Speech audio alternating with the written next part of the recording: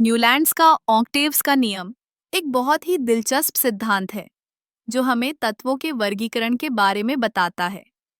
एटहाज्म में क्वाइन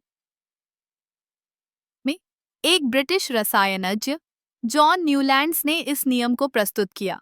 उन्होंने देखा कि जब तत्वों को उनके बढ़ते परमाणु भार के अनुसार व्यवस्थित किया जाता है तो हर आठवें तत्व में समान गुण होते हैं। ये एक तरह से संगीत के ऑक्टेव्स की तरह है, जहां हर आठवां नोट एक समान धुन में लौटता है। न्यूलैंड्स ने 12 तत्वों की एक सूची बनाई और उन्हें इस नियम के अनुसार व्यवस्थित किया। जब उन्होंने इसे लागू किया, तो उन्हें यह अद्भुत पैटर्न मिला। उदाहरण के लिए हाइड्रोजन, लिथियम, सोडियम और पोटेशियम जैसे तत्वों में समान गुण पाए गए। यह एक बहुत ही रोचक खोज थी, क्योंकि इससे यह स्पष्ट हुआ कि तत्वों के बीच एक गहरा संबंध है। हालांकि न्यूलैंड्स का यह नियम कुछ सीमाओं के साथ आया। उन्होंने केवल 12 तत्वों का अध्ययन किया और जब नए तत्व खोजे गए तो यह नियम सभी पर लागू नहीं होता था। खासकर भारी तत्वों के लिए यह पैटर्न टूट जाता है।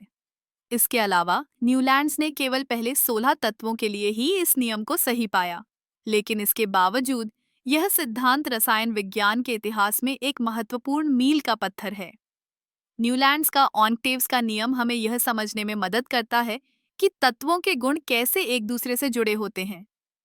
यह हमें यह भी बताता है कि विज्ञान में खोजें हमेशा एक प्रक्रिया होती है, जहां हमें नए तथ्यों और आंकड़ों के साथ अपने सिद्धांतों को संशोधित करना पड़ता है।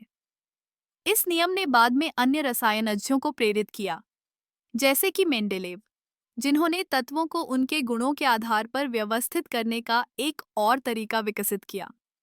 न्यूलैंड्स का योगदान इस बात का प्रमाण है कि कभी-कभी एक साधारण अवलोकन भी विज्ञान में क्रांति ला सकता है।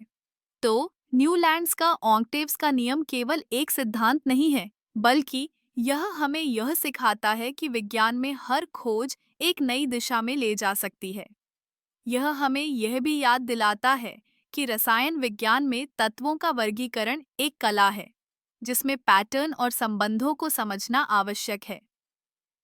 इस प्रकार न्यूलैंड्स का ऑक्टेव्स का नियम आज भी रसायन विज्ञान के छात्रों और शोधकर्ताओं के लिए एक प्रेरणा स्रोत बना हुआ है।